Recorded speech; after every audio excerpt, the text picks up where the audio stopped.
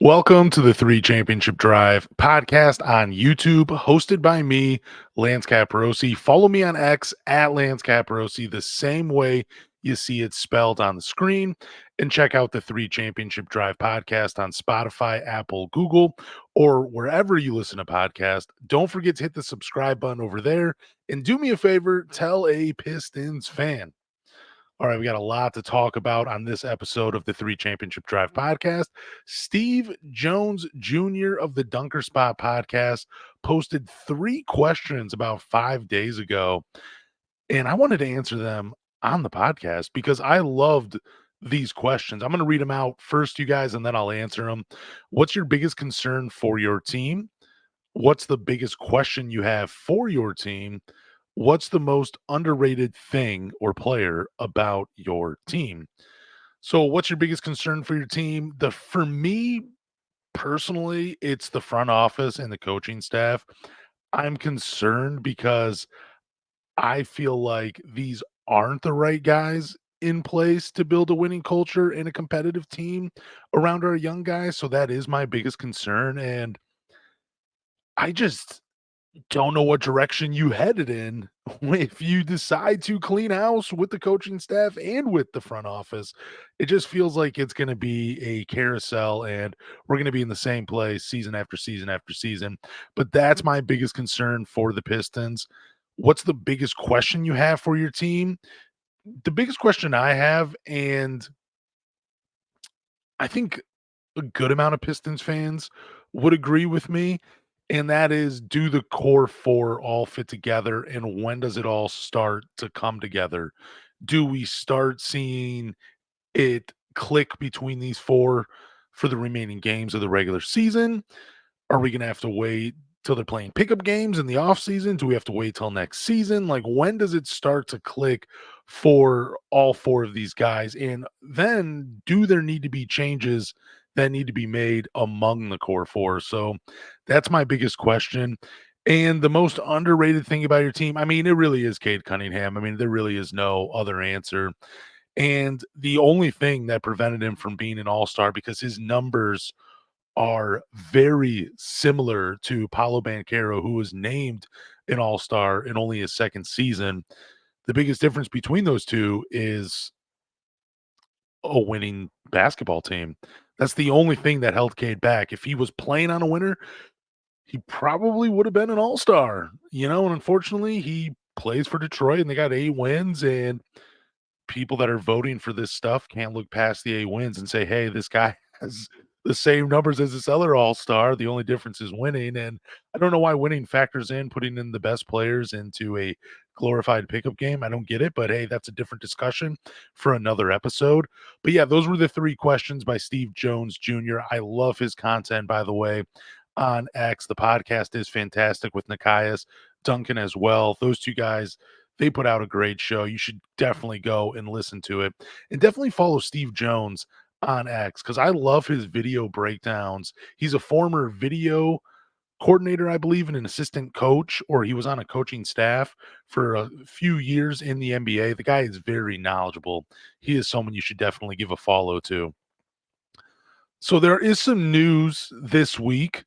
And the Pistons, they signed a couple guys. First one was Stanley Amude. He is a fan favorite for Pistons fans. They signed him to a standard 2-year NBA contract, and we're all finally like, yes, yes, Stanley Amude is here to stay in Detroit. I believe in this guy a lot. I have bought so much stock in Stanley Amude. I truly believe this guy is the next Wesley Matthews. I absolutely love his game, and I really do hope he gets a fair shot in Detroit. I really want to see him cook for the Pistons. I think this guy brings tremendous hustle. He brings defensive tenacity.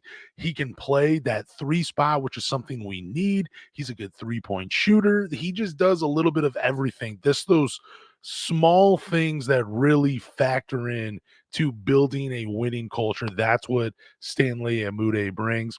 For the Motor City Cruise this year, he's played in 14 games. He's averaging 17.3 points per games, 5.7 rebounds, and he's shooting 37% from three on 8.6 attempts per game. So they signed another player, and that is Buddy Boeheim. Man, Troy Weaver's other son, I guess you could call him. They signed him to a 2-year, two-way contract. They actually did release him earlier this season, during the offseason, I should say, and then they signed him to an Exhibit 10 deal. And now he's back. He's gonna be here for another 2 seasons, and this just means the Pistons can call him up or they can assign him to the G League, where he has been playing pretty well. In 20 games for the Motor City Cruise this season, he's averaging 15.6 points per game and shooting 43.8% from 3, which is up from about 37% last season. Dude, the shooting stroke is great. 43.8% from 3. It is against G League competition. Hopefully, that does translate to the NBA at some point. I really don't even know if we ever see him play in the NBA. I truly don't know what this 2-year, two-way contract is about. Maybe the Motor City Cruise will really wanted to keep him in Detroit. Maybe they consider him their franchise guy and they just need someone to run the offense through.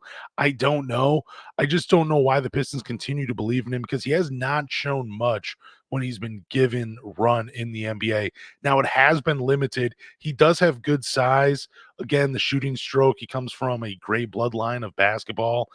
It's just I don't know if they envision him being like another Duncan Robinson, maybe a JJ Redick. I have no idea what they expected from Buddy Boeheim, but hopefully they figure it out soon because he's here for another 2 years. So let's get into the meat and the potatoes of the podcast. It's something one of my freshman teachers in high school used to say, the meat and the potatoes. I'm taking it from him. Let's really get into this. Why isn't Mike Muscala playing for the Detroit Pistons? And we're all asking ourselves this, and this is such a crazy question, and it would probably never be a conversation for any other team because Mike Muscala, for most of his career, has been essentially like the fifth big on teams. I mean, he's had a long career dating back to 2013, 2014 when he was playing for the Atlanta Hawks. And that's when he was getting roughly like 10 minutes per game. I mean, he's never averaged more than 22. And that's when he had 47 games for the Philadelphia 76ers back in 2018, 2019. Still a productive player, though, in limited minutes. Clearly a pros pro, a veteran, someone you want on the squad. He's going to hold himself accountable. He's going to be a voice in the locker room, and he's going to teach those young guys, hey, this is how you have to be a pro. But anyways, like I said, let's get into this. This team is so bad that, again, this would never be a conversation for any other franchise. But the Pistons, I shouldn't even say the Pistons, it's Monty Williams. Monty Williams continues to give James Wiseman minutes when the eye test and the stats back me up when I say he shouldn't be playing.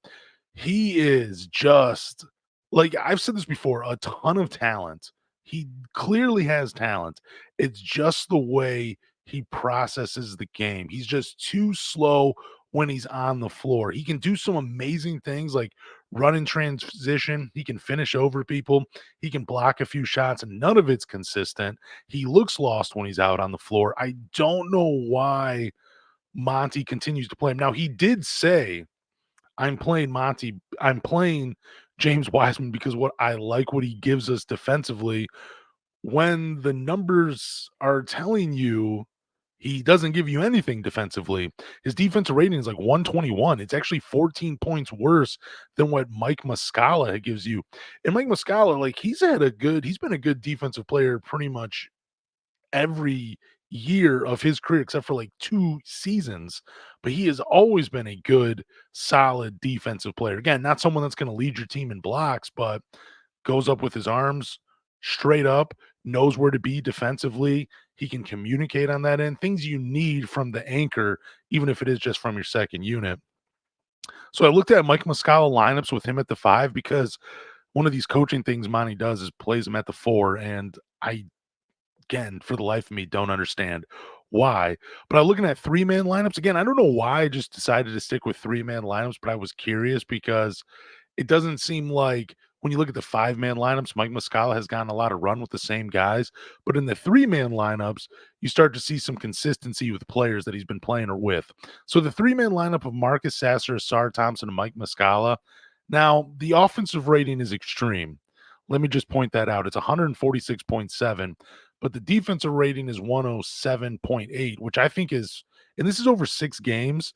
It's only 35 minutes. So I know it's a small sample size, but if you look at Mike Muscala defensively, 107, he usually floats around there for the season.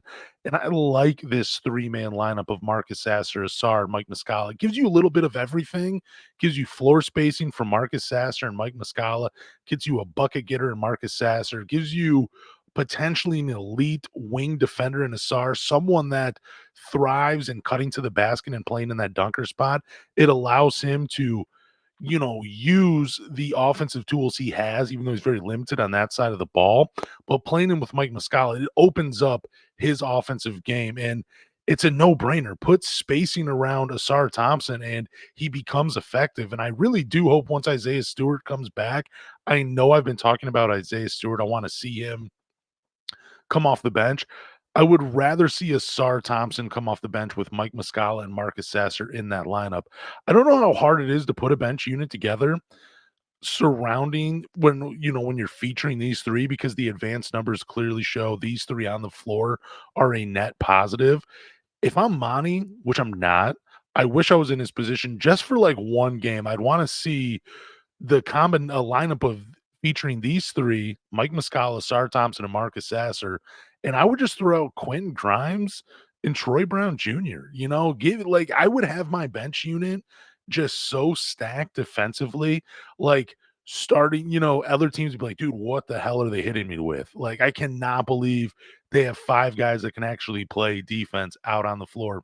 That's what I would do. I'm willing to give up on the Evan Fournier dream of being a bucket getter off the bench for the Pistons, as long as you give me that that 5-man lineup with Mike Muscala at the 5 and just whatever minutes James Wiseman was getting, just give them to everybody else. I don't even care who it is, but give me that 5-man lineup off the bench. I think that could do wonders. So when I look at the same 3-man lineup, but I'm trading James Wiseman in for Mike Muscala, the offense rating is 112. The defensive rating is 113, which is still below league average, which I think is at like 116. And the offensive rating league average, I think, is like 115.9. So those three, Marcus Sasser, Sarr Thompson, James Wiseman, they've actually been on the floor together for 25 games, and they've played 112 minutes. But man, that defensive rating, it's kind of surprising that it even looks as good as it does at 113, considering the fact that James Wiseman is so bad in that end and his defensive rating as an individual is 121. I just, again, like it's a negative lineup even with just those three out on the floor. And it seems like, because I just pointed out the other lineup with Mike Muscala at the 5, it really just seems like I can't believe someone on his staff isn't telling him, like, look, when we have James Wiseman on the floor, nothing good comes from it. Yeah, he makes a play here and there. He flashes a little bit of something here and there, but overall, it's just been bad with him on the floor. We need to put Mike Muscala out there. And man, we got some more wins with Mike Muscala playing. Like, I don't get it. He opens things up, even though he hasn't been hitting the 3 ball that well since he's been with the Pistons. I don't know what his numbers are. It seems like every time I watch him, he's like 0 for 3. And I think that's what he was against Phoenix. Even though and speaking of the Phoenix game, real quick, he only played 15 minutes, but he was plus 25, off the bench. And who was negative? It was James Wiseman. So again, don't know why you're not playing Mike Muscala. Please put him in. He just opens things up. Again, even though he's not like shooting great from the 3-point line, teams don't leave him open and he opens everything else. And then defensively, puts his arms up, knows where he needs to be, and he can be a communicator out there as well. Again, I don't know why you traded for Mike Muscala and gave up 2 second-round picks. I can't believe it was just to unload Marvin Bagley's contract, where you most likely could have held on to him till the offseason and then traded him for something when teams were looking to clear cap space. So I don't know why, again, you traded 2 second-round draft picks for Mike Muscala and Danilo Gallinari, and Danilo's not even here anymore. It doesn't make any sense. It seems like when you trade up that many assets for a guy, you would want your coach playing him because, again, he has been a positive when he's been on the floor. So that brings me to my next question. Does Monty Williams want to get fired? And this is just it's funny to me that we actually are talking about this because I have seen it's been floating around social media for a while now. And I never like to say someone is pulling a George Costanza where they're actively trying to get fired from their job. I mean, I guess if you're a basketball coach and you do get fired and all the money's guaranteed, it's honestly not a bad gig. I mean, it kind of seems like I'm really surprised someone hasn't tried to pull one over on an NBA team. Like, "Hey, I'm just gonna work my way up through the ranks, become an NBA head coach, collect all this money, and then just bottom out, and just live the rest of my life." I don't know. Maybe there's like a movie in there or something. But anyways, it does sound crazy saying it out loud, but the way this guy coaches without making adjustments on offense and defense, the way he experiments with lineups and rotations every game just screams, "I don't want to be here." And even in the offseason, when the Detroit Pistons signed him, I don't remember Monty Williams really giving in interviews or being rumored to any other team. It just seems like, I don't know, he pulled the wool over everybody's eyes and Tom Gores fell for it. That's just what it seems like. So against Indiana, we saw him go with 11 players in the first 13 minutes. And earlier that day, he said he wanted to go with 9-ish players per game, and I don't know, maybe he meant still playing James Wiseman because he's the only player on the roster that looked like, okay, he's half a player. But, why not come out and say, "Look, we got a lot of new faces. I wanna see what I got and see what combinations put us in the best place to win." Why not just come out and just be truthful with the fans, with the media, and all of that? I don't understand why continue to say one thing and then do the opposite. I do not understand this from Monty Williams. And again, this just all screams, I don't want to be here. Please fire me. And I did get this question asked to me, and I want to pull it up real quick. This came from a subscriber of the podcast, and I apologize that it's taken me so long to get to these questions, but I'm gonna read the name out here real quick. Let me just pull it up. So it comes from user WL5KE4CK3V. He says, in your opinion, how bad will things have to get before Tommy G decides to fire Monty? I mean, I think a 28 game losing streak was as bad as it's going to get. I don't know, but my this is what I think happens. Pistons get a few more wins. They look good heading into the offseason, if you can even say that after this year. And I think he comes back for another season. And the only way he gets that Tom Gores fires him early and cuts his losses is if they go on another bad losing streak next season. I think we're gonna see 2 long losing streaks from Monty before he gets fired from the Detroit Pistons, because I don't believe he's gonna be here, I think, all 6 years. I think that's what his contract's for, 6 years, 83 million, something absurd. I don't think he'll be here for all 6 years. Again, I'm surprised he made it through the 28 game losing streak. I'm surprised he made it through the organizational meeting saying, "Hey, dude, you gotta play Jaden Ivey." And yeah, I didn't after the 28 game losing streak and hearing about that organizational meeting, and then also hearing about how he vetoed a Killian Hayes trade and kinda showed favoritism for some players. I didn't think he'd make it through the All-Star break. That was, like, my own personal opinion, even though I've said on here, I think I said I would give him 3 seasons.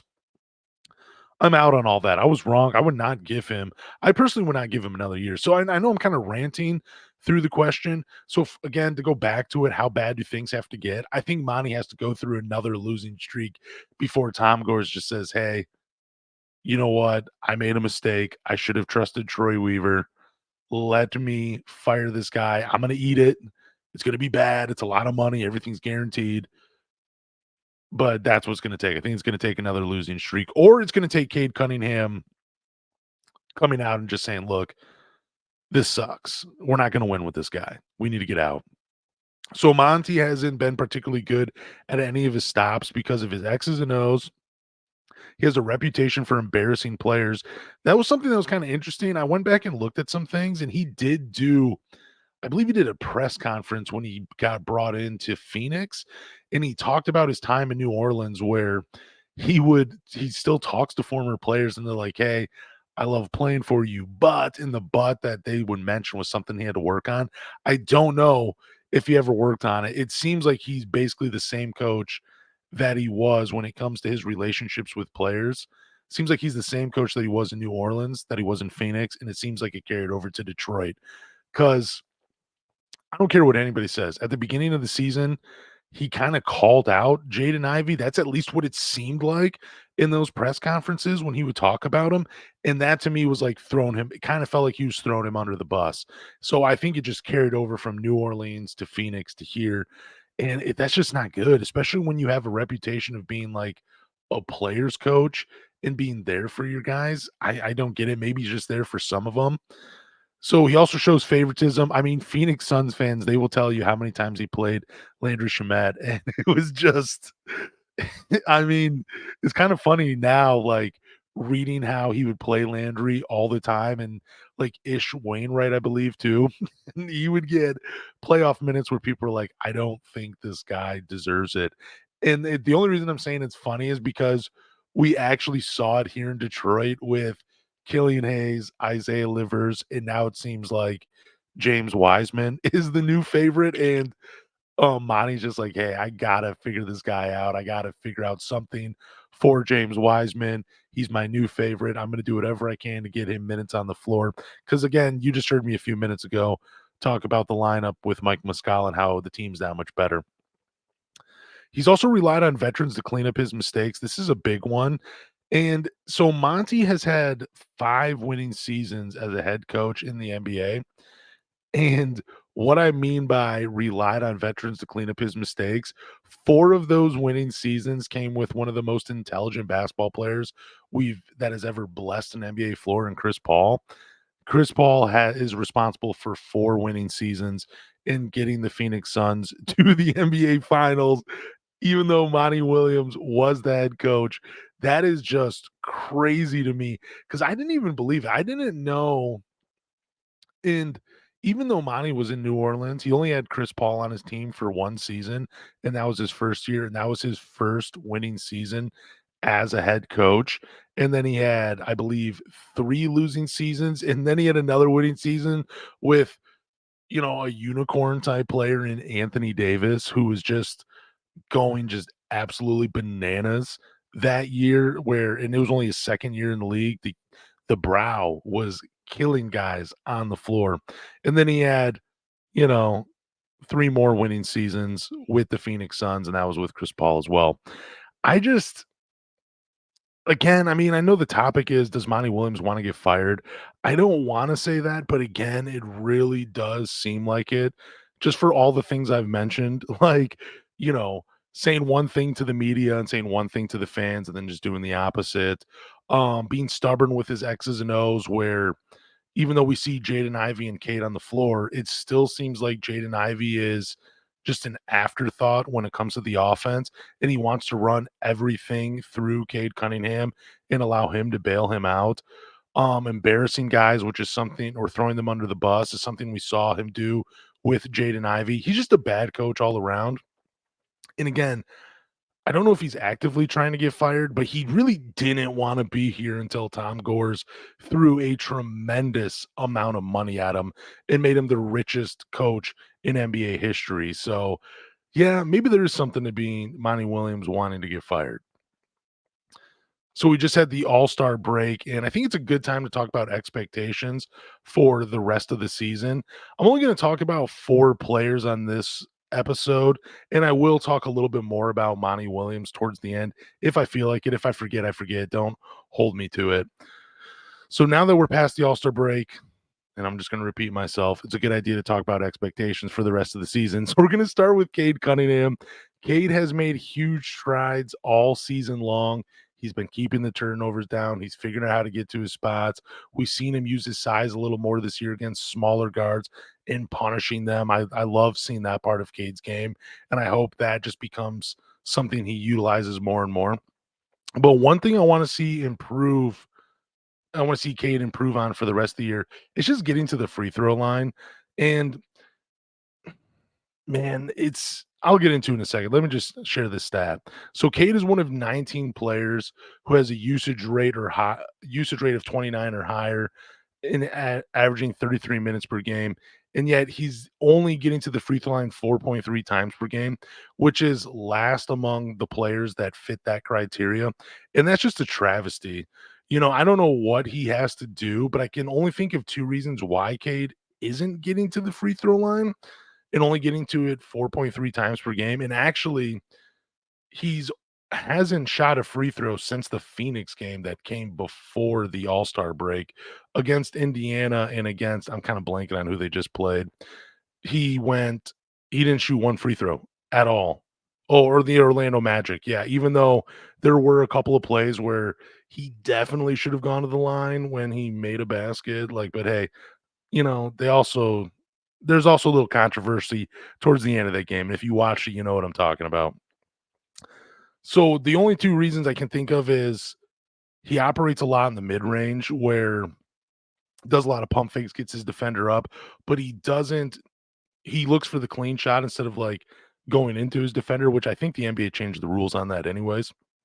And the one thing that I hate, and I hate when people bring this up, is the refs aren't giving him a favorable whistle, which is true. And that's not the part that I hate. The part that I hate is that, there are other fans that say the refs aren't giving him respect. And I think it's dumb because it's a ref's job to blow the whistle when there is a foul. It shouldn't come down to whether the refs respect him or he needs to earn a whistle. Like that just seems absolutely stupid to me. Like your job is to call a basketball game as fair as you possibly can. It doesn't matter if Cade's in his third season or not. And you're like, we need him to play a few more games before we give him a whistle. That's just the dumbest thing I've ever heard. Like, do your jobs, give him a whistle when there's a foul, and let him get to the free throw line. But this is something I want to see him improve on. During the year, I forget what part of the year it was. It was definitely before the All-Star break. He was getting to the line, I think, close to 8 times per game. There was, a nice little span of games there where he was really starting to hunt his free throws, and I wanna see Cade get back to that for the last bit of this season. I wanna see him hunt his free throws, and then, look, basketball is entertainment. Sell these fouls. Try to, sell it to the refs like, "Hey, I'm getting hit here. What more do I need to do?" And that's what I wanna see from Cade Cunningham, just sell it a little bit more. But also I wanna see him conserve himself a little bit during the first half of basketball games, and I want to see him really get it going in the fourth quarter, which we've seen plenty of times. Now that's more of a conditioning thing. Something's gonna have to work out in the off season. So that's why I'm really not touching on it too much for the last half of the season. But anyways, let's move on. We got Jaden Ivey here. So I'm not sure what everybody's expectations were for Jaden Ivey at the beginning of the season, but mine went out the window when Monty decided to bring him off the bench in favor of starting Killian Hayes. So just a little background, what I thought Jaden Ivey would average this season, because I thought he would make huge improvements scoring wise. I think he averaged around 16, 15 last year. I thought he'd average 18 to 20 points per game this season, 3 assists per game this season, and 4 to 5 rebounds. I was positive the assist numbers would dip due to Cade being back and being the primary ball handler and setting up the offense. Those were my expectations for Jaden Ivey at the beginning of the season. So now my expectations for Jaden Ivey for the rest of the season, I want to see him continuing to develop in recognizing what the defense is giving him. There have been a few times this season where the defense will go underneath the screen and leave him open, and he will just say, I'm going downhill. Let me attack the rim because that is his bread and butter. I mean, but in the NBA, even though he's one of the best athletes on the floor, you got a lot of great athletes night in and night out that can prevent you from getting to the rim.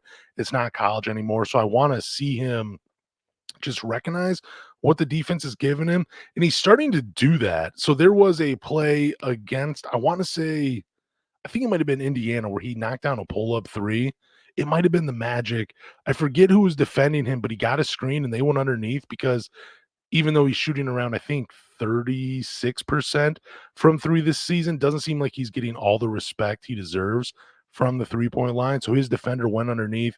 He took 2 dribbles and just pulled up and just drained the 3. So his pull-up three-point percentage isn't great, but it's 34.8%. But his three-point percentage after 2 dribbles is 42.9%, which is fantastic. So I wanna see him getting in these situations where he gets a kick out from Cade or something, and his defender's on him, Jalen Duren or Isaiah Stewart, come and set a screen. His defender goes underneath. He takes 2 dribble sidesteps and then drains it. That's what I want to see from Jaden Ivey. But that comes down to recognizing what the defense gives you. And that is something I hope he continues to improve on, for the rest of this season. So we got 2 more players I want to talk about. I'm going to keep it short, and it's Asar Thompson. So really, there's a lot of things I want to see Asar Thompson improve on, but those are going to come in the off season. But I want to see him continue to shoot the 3 ball this season. I don't care that he's been terrible from the 3-point line. I think it's around 15% from the season. I want to see him take more threes. I want to see him take more chances with the ball in his hands and really try to use his athleticism and go over guys when he's at the rim. We've seen it a few times where he'll put the ball on the ground, he'll drive to the rim, he'll try to create something. Maybe it'll be that fadeaway jumper he uses from like 5 feet out where he just jumps up insanely high, and when he's at that peak, he lets it go. I just want to see him continue to try to do those things. And if he's not going to shoot the ball that much from the 3-point line, I really want to see him trying to get downhill and attack the rim and just do those things. And like for the offseason, I'll just touch on it now. I want to see him work on his ball handling. I want to see him get stronger. I want to see him at least become league average from the corners, at least give me that next year. And there's a few more things, but for the rest of the season, I just want to see him shoot more threes. And if he's not going to do that, I want to see him try to create some more baskets for himself by going downhill and attacking the rim. And then the final player I have, it's Jalen Duren. I'm only talking about the core 4 on this one. I just want to see Jalen Duren take a step defensively. That's going to be a huge mountain for him to climb. And that's the only way he's going to be like the true franchise center for the Pistons. I just don't want to see him kill it offensively. The 2020 games are great. I want to keep seeing those, but I really want to see an anchor defensively. I want to see him communicate more. I don't want to see him jump up at every pump fake. I want to see him stay on his feet. I want to see him be a good help side defender. I want to see him use that athleticism, whether they're using him in drop or whether they're asking him to hedge a screen. And honestly, there's a few times where I want to see him switch on a smaller player and see if he can do it. He played pretty good defense on Paolo in the Magic game. I mean, he did bite at the pump fake, but again, that was kind of controversial depending on how you look at it and which side of on which side of the seating section, whether you're for the Pistons or the Magic in that one. But I just want to see him do those things defensively. 'Cause, man, again, I just don't wanna see him be an offensive monster. I wanna see him do it on both sides of the floor, and I think for the rest of the season, if he can get that communication part down, if he can stop biting on fakes and stay grounded, things will change. Like, he gives you a block here and there, and that's great, but I really wanna see real rim protection from Jalen Duren. I just don't wanna see him being I don't wanna for as much as I loved Andre Drummond, I don't wanna see that again for the Pistons, like, and I mean, that's not to insult Andre Drummond. He was great. It's just I just wanted to see more from him defensively, and I think that's what we can get for Duren. So my expectations for Monty, I do not have very many of them, and it's just to stop being so stubborn, stop experimenting with the lineups, go with what works, stagger Cade and Jaden Ivey. I would love to see it. Actually, Jaden Ivey's numbers in the first quarter, in the third quarter, the shooting numbers, they're especially in the third quarter, they're actually really good. I wish I would have written them down, but I might talk about it on the later episode. But I would love to see him, you know, if you're gonna bring Cade out early in the first and the third quarter to save him to close the second and the fourth quarters out, that's fine with me. I would really like to see Jaden Ivey try to catch the defense sleeping, which is something you could do in the first and the third quarter at the start of the game and coming out of halftime. That's something you could do, and he has definitely done it. But those are my expectations for Monty. Just go with lineups that work, figure out your rotation, stagger Cade and Jaden Ivey, and I don't know. maybe don't play Asar and Duran together. So I do have one more question, and I do want to get to it just real quick because I mean I've left it hanging for like 2 weeks, and like, I just want to make it very clear to my guy Stevie J. I will do the draft stuff towards the end of the season. I don't want to do it right now because a lot of things could change. But some guys, I'll give you three names that I'm interested in for the 2024 NBA draft. And again, I will touch on this later in greater detail. I mean, I like Alex Sarr. The only thing that concerns me about him is the Pistons have had almost no luck with French basketball players. Like they're 0 for 2 with Sekou and Killian Hayes. I love Sarr. I think he's going to be phenomenal defensively. And maybe him and Duran could work on the floor together. I don't know. Or maybe you ultimately could trade one of the two and get something else back. But anyways, I like Ron Holland. I mean, I think he slipped a little bit, but I do like Ron Holland. I like his kind of just like he seems to be good at almost everything, but not elite in anything. And then I really like Cody Williams, Jalen Williams' brother out of Colorado. Like I d- I know the Pistons have drafted a ton of guards. We still need a wing. I love Simone Fontecchio. I love Quentin Grimes. But man, giving me Cody Williams, I think he's like 6'6" or 6'8", whatever they say. And if he can play anything like his brother, man, he'd be a huge steal. I would love Cody Williams in Detroit. I think he would be phenomenal alongside Cade and Jaden Ivey. Even though the Pistons have drafted so many guards in these last drafts. Give me Cody Williams. That would be cool. But again, I will touch on this stuff later on during the season. All right. So thank you guys for listening to the Three Championship Drive podcast. Do me a favor, go to Google, Apple, Spotify, or wherever you listen to podcasts and subscribe. After you subscribe, leave a review, drop a rating, but more importantly, tell a Pistons fan.